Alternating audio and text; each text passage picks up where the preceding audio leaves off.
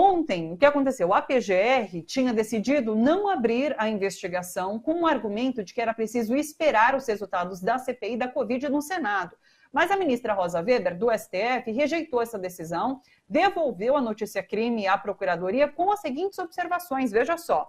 No desenho das atribuições do Ministério Público, não se vislumbra o papel de espectador das ações dos poderes da República, até porque a instauração de comissão parlamentar de inquérito não inviabiliza a apuração simultânea dos mesmos fatos.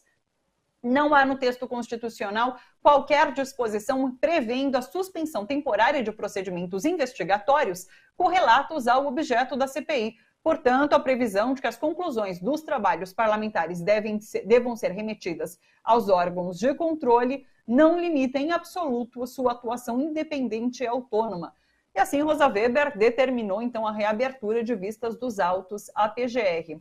Nessa nova decisão, a PGR solicita informação à Controladoria Geral da União, ao TCU e também à CPI da Covid no Senado. Pede ainda a produção de provas, inclusive com depoimento de testemunhas. E o Ministério Público Federal denunciou o Pazuello por omissão na compra de vacinas. A ação que foi encaminhada à Justiça Federal aponta que o ex-ministro da Saúde, de Jair Bolsonaro, cometeu improbidade administrativa ao não oferecer testagem de Covid-19 para a população e também deixar vencer milhares de testes num depósito do governo.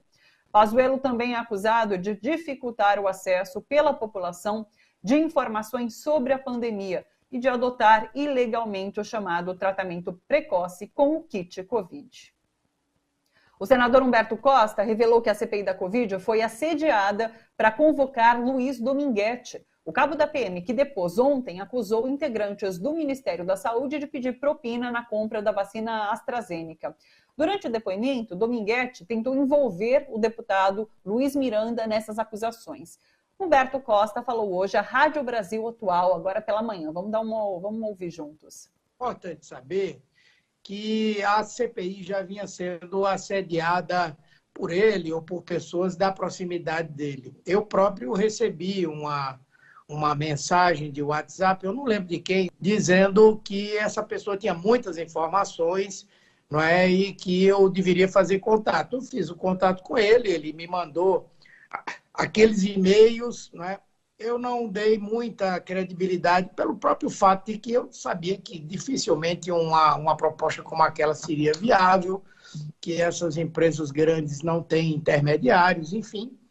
E ele me mandou também aquele áudio, que eu não consigo entender, porque não só não falava em vacina, mas o que é que uma coisa tem a ver com a outra, né? Bom, e aí disse a ele que se ele quisesse falar, me procurasse. Não me procurou mais, eu também. E ele procurou, outras pessoas procuraram em nome dele, a CPI, outros parlamentares da CPI com a mesma finalidade. Só que depois que saiu aquela entrevista na Folha de São Paulo, seria impossível a CPI não convidá-lo, não é? Humberto Costa falou também que acredita que o depoimento de Dominguete foi articulado. Vamos ouvir. Hoje a avaliação que eu faço é que ele foi plantado na CPI.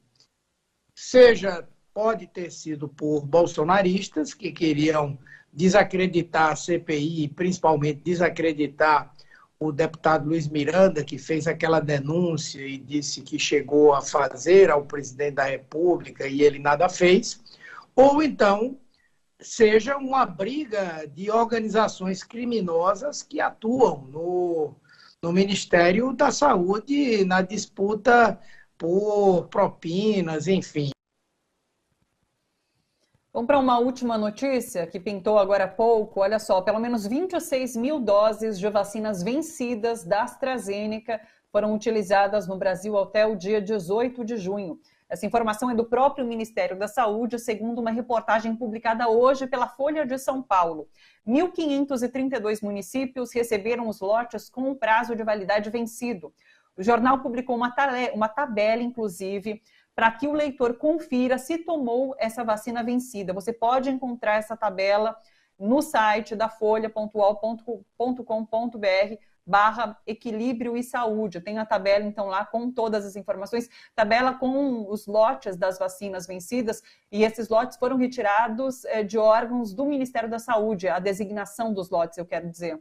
E daí eu vou complementar essa informação com mensagens da doutora Karina Calife, que é médica sanitarista, participa sempre aqui com a gente, às segundas. Ela não pôde participar hoje com a gente, mas nos informou sobre os impactos de tomar, de repente, uma dose vencida e o que você deve fazer a partir disso. Então, olha, quando essa vacina é aplicada fora do prazo de validade, há um erro na gestão do programa de vacinação e a dose normalmente deve ser repetida, a não ser que o fabricante tenha alguma segurança do contrário.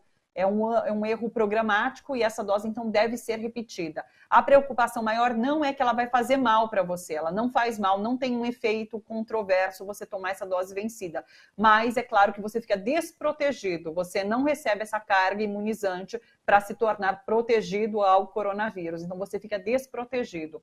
Bom, não é esperado nenhum outro tipo de reação, além das relatadas para os tipos específicos da vacina. Então, só realmente aquelas reações que já se espera da AstraZeneca. É muito importante estar atento à validade. E ela, inclusive, faz uma colocação bastante importante sobre quando você tem essa vacina vencida sendo distribuída e sendo aplicada nos municípios, é uma série de incompetências. Por quê? Primeiro, não se pode distribuir essa vacina nessa beira da validade. Se ela está para vencer, você já não distribui. O estoque do município deve verificar a validade do lote antes de distribuir. Também passou isso pelo município. E, por fim, o aplicador deve verificar o lote na hora de aplicar. Então, realmente, ela até faz esse relato aqui para a gente, que não sei como isso tudo passou despercebido, mas foi uma série de incompetências, então, nessa vacinação de doses vencidas da AstraZeneca que foram distribuídas pelo Ministério da Saúde. Dada essa informação bastante importante, então não esqueçam de checar, de fato, ali no site da Folha de São Paulo, os lotes das vacinas vencidas para ver se você tomou alguma dose vencida. Dito isso, vou chamar aqui para a nossa conversa Leandro Fortes para a gente comentar um pouquinho sobre o que tem sido essa semana, então, CPI da Covid, muita coisa pegando fogo. Leandro, estava com saudades, acredito que o nosso público aqui também. Tudo bem com você? Eu estou sem seu áudio. Por acaso você mutou? Não. Ah, eu acho que você vai ter que desconectar e conectar de novo. Vou te aguardar, Leandro. Leandro sai rapidinho e já volta, então, para resolvermos esse problema do áudio dele, tá bom?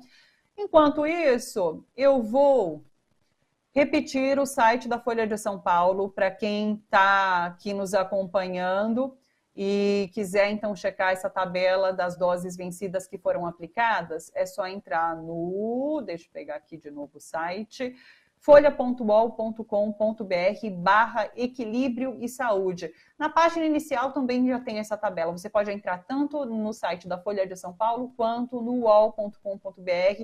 A manchete inicial é sobre essas doses vencidas e lá tem uma tabelinha com o lote da vacina e a data de validade. Então, além de checar se você tomou uma vacina daquele lote, você tem que checar se as datas coincidem. Se está antes da data de validade, tudo bem. Você tomou ela num momento válido. Isso tudo está no seu comprovante de vacinação, tá bom? É só pegar aquela carteirinha e você vê ali o nome do lote. Você pode entrar nesse site, já está na tela, folha.uol.com.br/equilíbrio e saúde. Ou no site, na página inicial do portal UOL, também está como manchete essa notícia. Leandro Fortes já reconectou, deixa eu ver se eu tenho o áudio dele. Oi, Leandro. Olá, tudo bom? Boa tarde, está me ouvindo? Tô te ouvindo. Como você está? Tudo bem? Tudo tranquilo, tudo ótimo. Leandro, o que mais te chamou a atenção nessa semana? Tem tanta coisa para comentar, assim, teve aquele espetáculo surreal de ontem, com o depoimento de Luiz Dominguete, a sessão da CPI da Covid, tem essa abertura de um inquérito pela PGR, enfim, né? A Rosa Weber teve que dar um cutucão ali na PGR, e daí esse inquérito foi pedido ali ao STF para investigar a prevaricação de Bolsonaro no caso da Covaxin.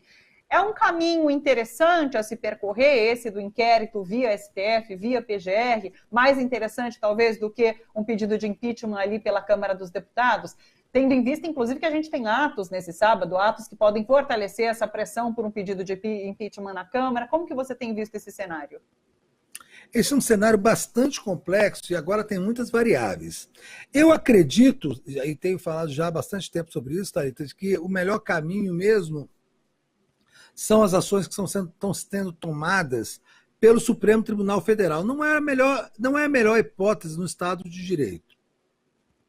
Esse não é o papel do Supremo, né? O Supremo é uma corte constitucional, era para estar tratando de outras coisas. Mas como nós temos uma Câmara, um Congresso Nacional completamente dominado pelo bolsonarismo, submisso, servil na mão do centrão, ou seja, na mão da escória da política brasileira. Nós temos um outro importantíssimo aparelho ideológico que está completamente dominado, que é a própria Procuradoria-Geral da República e seus braços do Ministério Público Federal, que são dominados por bolsonaristas, por gente extremamente reacionária, vinculada ideologicamente ao governo Bolsonaro. O Supremo está agindo mais ou menos como um poder moderador no campo da justiça. Então, essa decisão de Rosa Weber foi muito importante. É preciso investigar o governo de alguma maneira, ou pelo menos se iniciar a investigação. O que acontece na PGR, Thalita, é muito semelhante ao que acontece na presidência da Câmara dos Deputados com o deputado Arthur Lira. As coisas chegam e sequer são analisadas. Quer dizer, a instituição sequer se movimenta, ela sequer é acionada. Os instrumentos de poder jurídico e poder legislativo sequer são acionados, tamanho grau de irresponsabilidade dessas pessoas e de servilismo. O procurador Augusto Aras é um capacho do presidente Jair Bolsonaro, um capacho em todos os sentidos. E o Arthur Lira, ele simplesmente se colocou de joelhos para o Palácio do Planalto. Então, se outra instituição não entrar moderando essas relações, o Brasil está perdido. O Brasil está perdido. Então, o STF tem tomado esse papel. O Alexandre de Moraes abriu um novo inquérito contra a família Bolsonaro. O outro inquérito dos atos antidemocráticos está sendo barrado pelo procurador Augusto Aras na PGR. O que ele fez? Encerrou um inquérito e abriu um outro agora sobre fake news, envolvendo quem? Carlos Bolsonaro e Flávio Bolsonaro. Porque ele sabe que isso é um xadrez. Então, em algum momento, com a pressão das ruas, com a caldeira começando a querer explodir no Congresso Nacional com a CPI, as coisas acabam se modificando, essas relações. Então, vai haver investigação contra o Bolsonaro na PGR, né, que foi aberto pelo vice-procurador-geral. Vai haver uma investigação contra o general Pazuello por improbidade administrativa e vai haver investigação contra o Carlos e Flávio Bolsonaro por fake news. As coisas estão se movimentando, mas porque o STF está assumindo esse papel. Se não fosse isso, e já foi assim, você lembra isso no golpe de 2016, como todos ficaram parados, o Brasil foi entregue a essa turba. Agora, pelo menos um está razoavelmente funcionando. Eu acredito sim, Thalita, que a solução dessas coisas todas vai acontecer dessa forma que está acontecendo. Porque, pelo pedido de impeachment, isso não vai sair nunca. E o Arthur Lira, para poder... olha só, já se especula uma pressão do Supremo Tribunal Federal para obrigar o cara a analisar o pedido.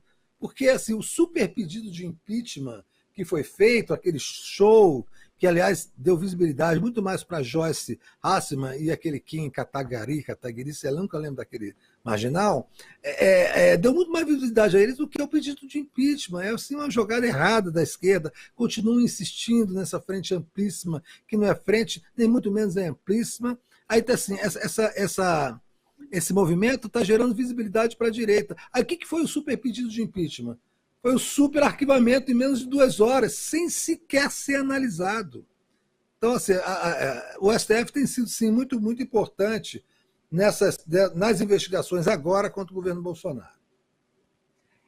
Tem, porém, se eu não me engano, isso aconteceu já durante o governo Temer também. A PGR encaminha esse inquérito de investigação, essa investigação é feita e depois precisa passar pela Câmara para aprovar o afastamento do presidente, não é? Ou seja, sim. Ou a gente vai ter impeachment via Arthur Lira, ou de qualquer forma tem esse inquérito concluído, também tendo que passar pela Câmara. Só que o processo, né, o inquérito na PGR, ele observa outros trâmites, outros prazos, com muitos recursos para a utilização de ouvir testemunhas, recursos dentro do próprio do inquérito, dentro do próprio processo investigativo, você pode ter ações de advogados, chicanas, testemunhas que nunca são ouvidas, precisam ser ouvidas, então isso demora 1 ano, 2, ele se perde. Como chance de impeachment por esse processo, na PGR eu acho que é zero.